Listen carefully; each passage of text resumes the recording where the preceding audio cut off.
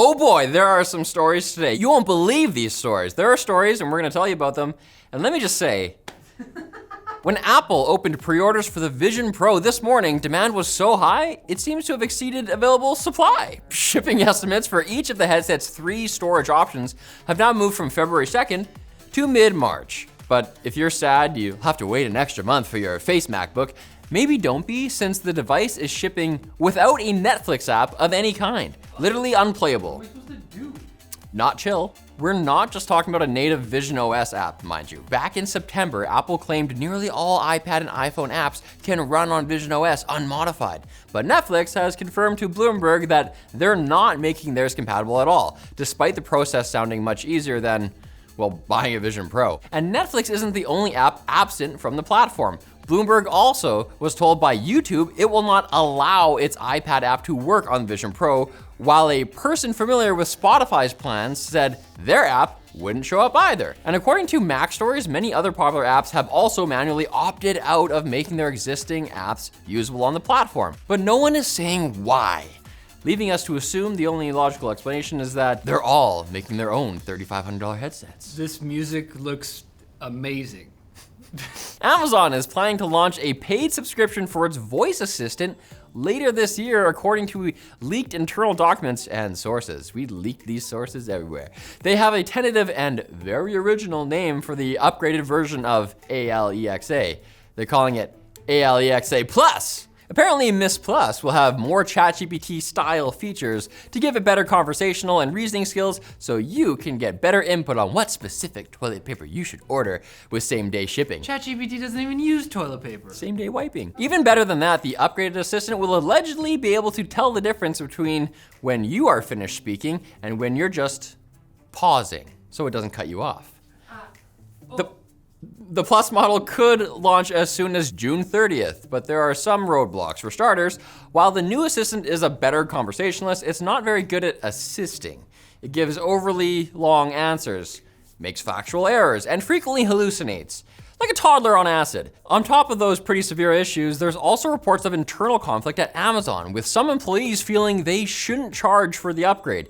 It's almost like customers already paying Amazon's multitude of other subscriptions might not want another one. Okay guys, this is too many features. Don't buy it. TSMC says it anticipates further delays in getting their second Arizona fab up and running. Initially projected to be up and running in 2026, Chairman Mark Liu now says it will probably take until 2027 or even 2028, when we won't exist. My toddler's doing acid by then.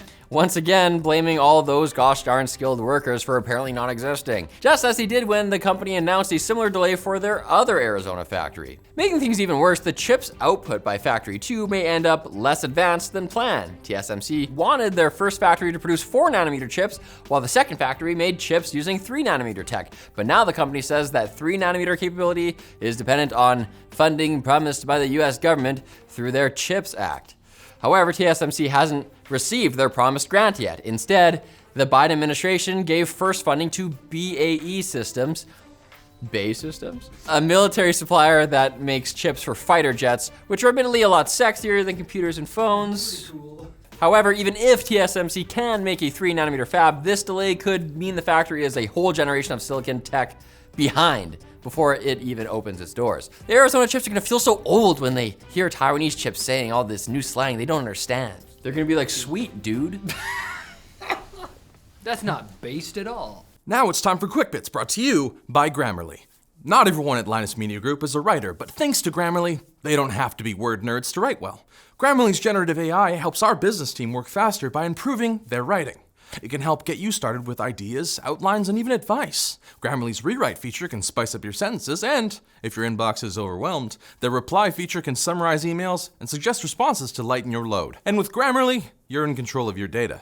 View all of it at any time by requesting a personal data report. Try out Grammarly for free by creating an account at grammarly.com/TL01. And if you want to get access to extra features, get 20% off Grammarly Premium while you're there. Let's just get these pesky quick bits out of my pocket so they're ready to, what? They're gone. What are we gonna do? Our show is dependent on the quick bits. How are we gonna finish if there's not? They're in my other pocket. It's all good. Mark the Zuckerberg has announced that Meta will be pursuing the creation of an artificial general intelligence, presumably so he can have member of his own kind to talk to on this planet. Part of Zuckerberg's vision is to make Meta's theoretical future AI relatively open source, similar to their Llama LLM, rather than solely controlled by a few elite companies who know jujitsu. This, of course, raised concerns about the general public having access to tools roughly equivalent to human intelligence. Right now, the general public isn't intelligent at all. At press time, Zuckerberg was quoted as saying, "Grow, my children. Move fast and break things." BMW will be introducing general purpose humanoid robots from Figure at a manufacturing plant in South Carolina. Figure CEO Brad Adcock, whose name is a complete sentence. I'm a professional. It's hard when the whole room is crying. Says that they're planning to ship their first Figure 01 robot within the year. However, these bots will likely start with one task before expanding their repertoire, mostly repetitive, unappealing tasks like stacking pallets or unpacking boxes. So hard to read when there's tears in your eyes.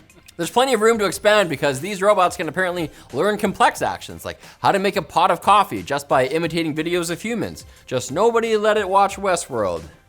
That's what you want, okay. I'm installing Adcock right now. A janitor's house that was being used as office space has been converted into an assistive smart home. The council of the English city of Sunderland undertook the project to allow occupational therapists and technologists, as well as their customers and partners, to have a space to train with assistive technology and to try out ideas to maximize independence for clients. They even used the space to help make gaming more accessible to kids. After all, being differently abled shouldn't bar you from normal childhood activities like being bullied in Fortnite. This the council decrees. Microsoft has made an AI reading tutor available for free. Reading Coach. That's the name. Generates stories for users to read while being equipped with guardrails to keep things appropriate. Users can make choices to alter the story's plot to help make learning more engaging while personalizing the experience by learning what words the learner is commonly mispronouncing. There's even a reward system that unlocks new elements and characters that can be used to generate new stories. And if that sounds too good to be true, that's because you're still gonna need a Microsoft account to access it. They got your kids. They got them now. And a handheld AI-powered skin cancer detector has been approved by the FDA in an encouraging example of AI that's being used for something other than pumping the internet full of detritus. The DermaSensor device accurately identified skin cancer 96% of the time and correctly ruled it out 97% of the time in the FDA study, which is great news for the 1 in 5 Americans who will get some type of skin cancer by age 70. But just in case the story made you feel too good, I'm obligated to add that the DermaSensor will be available to doctors through a subscription of $200 a month per 5 patients or $400 a month for unlimited use. But think about the time savings though, you know? Oh yeah. And those 3 out of 100 people? God. Pranks! It was a prank, bro! I'm not sorry about giving you even more tech news if you come back on Monday, but if you don't come back, you just don't get tech news. Yeah,